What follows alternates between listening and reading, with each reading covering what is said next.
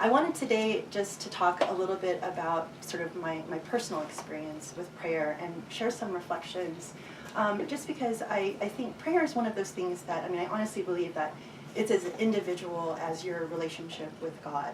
But I don't often hear people kind of talk about sort of the journey and the ups and downs and how things change over time. And I'm hoping that that may be valuable. It's a testimony of one, and this may be only my experience with it. But I feel like right now, again, it's so important to share stories, and if anyone can benefit from, your own experiences, then it's helpful to share that. Oftentimes, we read about prayer, and it seems like there's this expectation that we're supposed to be perfect, and that prayer for everyone else might be something that is much more unattainable than it is for ourselves. So I think it's important just to kind of share some of these things.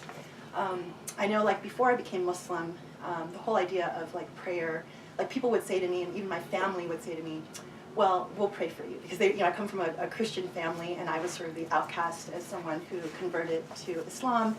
And so it was kind of a dig at me. Like, they would say to me, well, I hope you're well, and we're praying for you. To which I would always respond, well, thank you, I'm praying for you too. And so, but it's, it's one of those things where when I hear people say, I'm praying for you, or we'll pray, I would sort of feel like that was a bit of a cop-out, because it's kind of like, okay, fine, you'll pray for me, but you're not really going to do anything else, and thank you very much. And so I, kind of didn't really think that that meant very much at that time. But, over time, my feelings about prayer have changed. And, just to tell a quick story about my family, which is just kind of, my professor said to me before we started, he's like, try to contain your naughtiness. And so I don't know if I'm going to do that, but anyway, I'll just still share some stories. I remember one of my family, just to let you know, is primarily Christian. Like, I have one cousin who is a pastor in Southern California, and another cousin who is married to a pastor, and I guess he's a pastor too. They have their own church in China, and they are teaching Aborigines English, and in the process converting people to Christianity. I have another cousin who was an elder in Jehovah's Witnesses and recently left that. And then other cousins who are in sort of various denominations of Christianity. But so one night we were all together, and someone in our family was ill. So my eldest uncle kind of called all of us together, and we sat around the table and said, okay, well, let's do a prayer circle. And he wanted us to kind of go around and everybody say a prayer. And so I thought, well, this is going to be very interesting, because they're probably all wondering what I'm going to say from my evil Muslim book. But so I thought, I'm going to share with them the Fatiha, because I'm sure that they probably have not heard anything, from the Quran.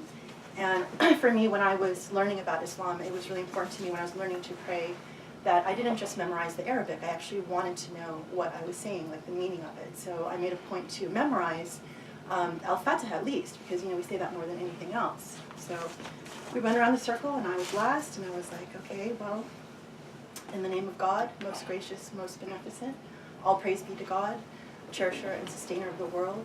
He is indeed all compassionate and most merciful, master of the day of judgment. To you alone we pray, and from you alone we seek all help. Show us, O Lord, the straight path, the path of those whom you have blessed, not of those who have chosen to go astray. And I remember that now. I haven't really said it in English in a long time, but it was really, I tried to burn it into my brain. And I love that when I said that, the eyes of my family just opened like, oh my God, that sounds so familiar. And they had to contain their surprise, because of course they didn't want to admit that anything Islamic could actually be beautiful. But anyway, inside I was like, yes. So anyway, so that was kind of like early on, and I remember, most people probably don't remember the very first time that they put their face on the floor, because I was like 25 years old.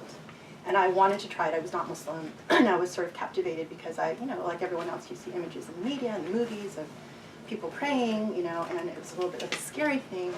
But, when you're approaching this from sort of an attitude of curiosity, from a positive perspective, I just really wanted to know what it felt to do sujood, do the bow. And, it's a hard thing. 25 years of your life, you've never put your face on the floor. Why would you? The only time maybe you have a quarter in your hand, you drop it, it rolls under the bed, and the most you do is get under the bed. But, most times people will be like, whatever, I'm not picking that up, because I'm not bowing down and picking that up. So when you actually become, in your mindset, I'm going to actually do this, 5 times a day at least, and maybe more, you know, it's a completely different thing. And I felt, you know, like the physicality of the humility, you know, like when you bow down and you put yourself on the floor. It was a very different experience, and it was a very beautiful experience. And so that was, you know, before I became Muslim. After I became Muslim, I learned how to pray through reading a book and having some advice from friends. And after I converted, my friend told me, okay, well, you have to pray, you know, 2 rakahs sunnah before Fajr. Then you pray 2 rakahs for Fajr. At Dhuhr, you pray 4 rakahs beforehand for sunnah, and then you pray 4 rakahs of Dhuhr, and then 4 rakahs of sunnah after, and then another 2 rakahs. And then at Asr, you pray 4 rakahs, but nothing after for sunnah. And then Maghrib, you pray 3 rakahs, and then 2 rakahs after for sunnah. And then for Aisha, you pray 4 rakahs for the prayer, and then 4 rakahs sunnah, and then 3 rakahs shafa, 2 rakahs witr, or 4 rakahs, or, you know, I mean, it was just like on and on. 3 rakahs, 2 rakahs, 1 rakah, shafa, witr, and 4 sunnah. So I was like, oh my God, okay, that's a lot of praying. But you know what? I'm a perfectionist, and if I'm going to be a good Muslim, I'm going to do it right. So I'm going to pray all those prayers. And you know, at that time, I was working in a corporate environment. And so, you know, this is hard. It's like, you know, I was in brand management. It was an intense job. And you definitely don't want to talk about who you are as, you know, outside or that admit you're a Muslim. So I would literally like go and sneak around and look for an empty conference room or look for an empty office. And I would be like, oh God, okay, please let me finish my prayers without anyone walking in on me. And it was, you know, it was a lot. And I tried my best, but I genuinely did. And, you know, prayer became like very much, you know, if I was single at the time, so it's kind of like, okay, if I'm going to go to the mall, I have to think about where am I going to go pray. I'll go find a dressing room somewhere in Macy's, and, you know, it's like it became a logistical scheduling every single day of where am I going to pray. So, you know, it's, I mean, when you're starting out, I think that's a good thing because, you know, it changes your orientation and it makes you think about, you know, prayer being integrated in your life. But it was much more about sort of checking in and accounting and like making sure that angels knew like that I made it on time and whatever, and much less about building my relationship with God. I mean, you know, people told me, yes, you know, when you pray, you should think about seeing the face of God.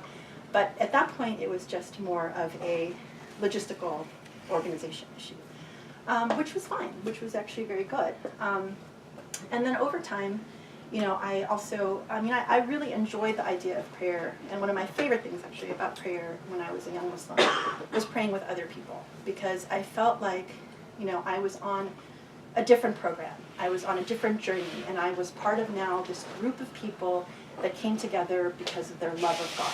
And so it was a very special kind of thing. After I met and married Dr. Abdul Fadl, then I learned that there were shortcuts that I could take.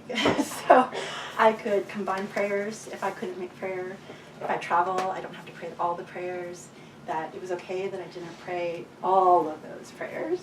And, you know, it was also a really lovely thing because prayer, like I now had very beautiful human examples of, you know, and role models for what prayer should mean in your life. So it became, you know, like where it used to be a very hidden kind of private affair, you know, like taking that time, I saw, like, what does it mean to just literally get up and pray in the room, bow, it's not a big deal, it doesn't matter if anyone's watching you, because I was very self-conscious, you know, in the beginning.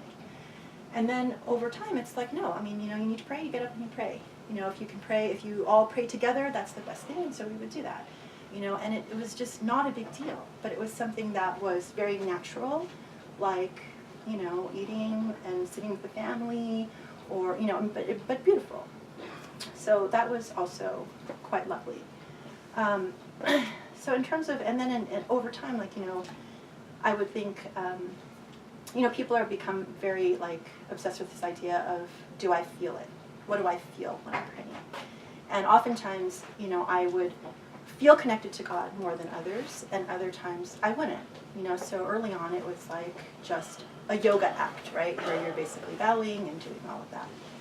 But I started to get glimpses of the connection with the divine and the feeling of peace and all of that over time. It became less of a logistical exercise and more of an engagement with God. And I would feel it especially when I would go to sort of beautiful places like mosques where a lot of people prayed. So you kind of felt the energy of all the people that had prayed there before. And sometimes I would feel, you know, like it at home.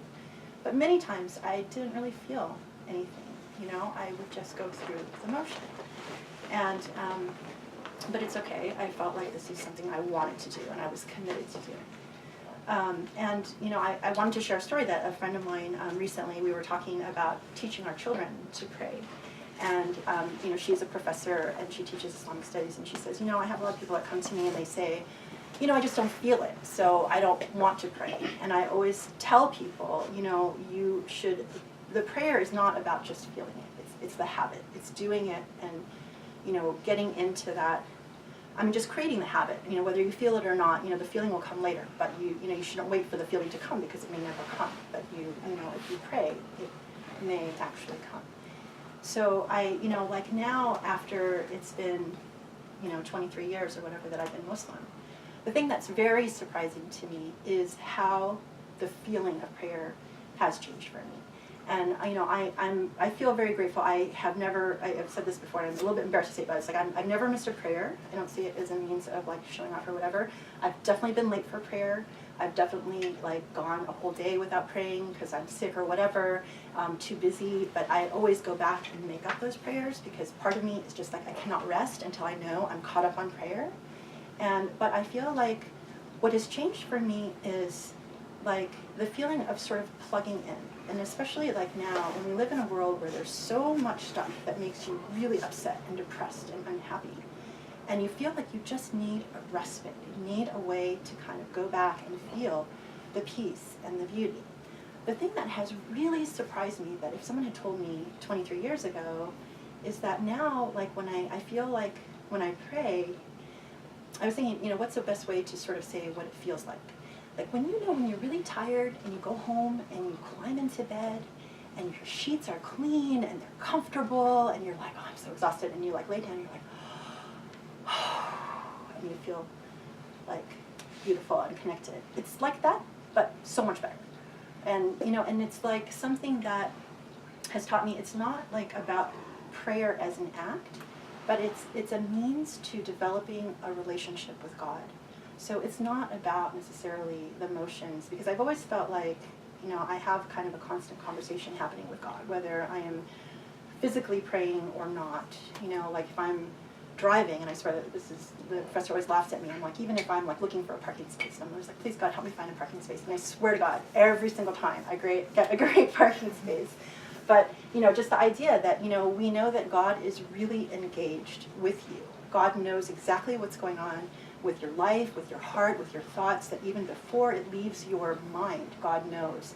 And if you really believe that and you really reflect on that, it's a beautiful thing, because God is your partner, and God can be your partner if you want God to be your partner. And what hurts my heart a lot of times is, you know, we meet a lot of people who ask, you know, for assistance, or they're, you know, depressed, or they're unhappy, and the first thing that leaves is the prayer. They either stop praying, or they don't pray as much, or they feel like they're being a hypocrite because they've done something wrong, and why should I pray? Because God probably is angry at me. And all of those things, you know, what we know is that the first way that the shaitan will pull you away from God is to somehow convince you to stop praying. So, or pray less, or, you know, somehow interrupt that connection to the divine.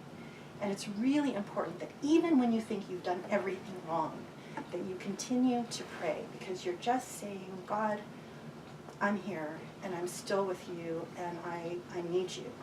And as I tell my son, you know, when I'm teaching him about God, I say, you know, you don't want God to forget about you.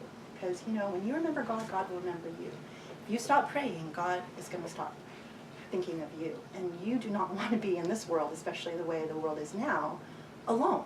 You need God, and God can overcome any darkness and, you know, overpower any evil. But you need to be on the side of God. You're either on the side of God or you're not. And that prayer is so important.